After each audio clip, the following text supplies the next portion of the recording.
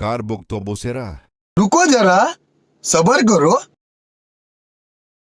আর হাদিকে দেখতে যাব কি করে? আমার তো নিরাপত্তা ঝুঁকি ভাই। আমি ঢাকা মেডিকেল হাজার হাজার লাখ লাখ লোক, এখানে কোন সময় কে আমাকে কখন সৃষ্টি করিয়া মেরে ফেলে, সেই কারণে আমি যেতে পারলাম না।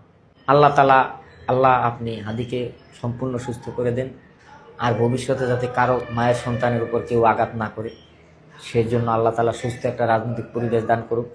নির্বাচন যদি চাই, অবশ্যই সুস্থ পরিবেশ দরকার।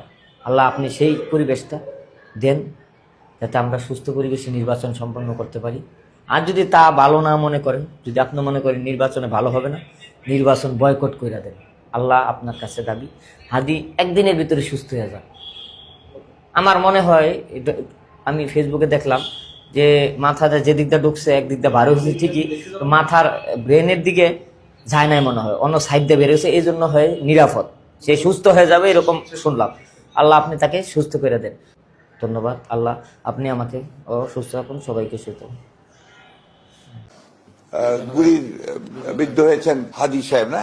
ওই বোকাচোদা কয় কি, ওই দেখ ইনসাফ পার্টির ওসমান হাদি সাহেব, ইনকিলাব পার্টি, দুঃখিত, ইনকিলাব পার্টি যে মঞ্চ, ইনকিলাব পার্টির মঞ্চ, হায় হায় হায়, সামনে শরম করেন আমার, তোর আর আমার কোলাকুলি হইব পাট খেতে যাবি।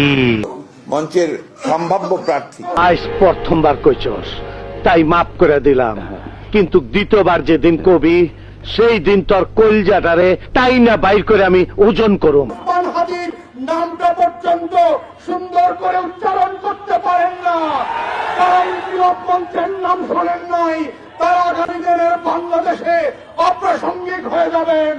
আজকে সে মেডিকেলে আহত, যদি সে মারা যায়, এই জাতি কিন্তু একটা ভালো একজন নেতা হারাবে। তার সুস্থতা কামনা করি, এবং সে যেহেতু অনেকটা সুস্থতার দিকে এগিয়ে যাচ্ছে, আমার মনে হয় তিনি আমাদের মাঝে ফিরে আসবেন এবং তার পরিবারের মাঝে ফিরে যাবেন। তারপরও বলি,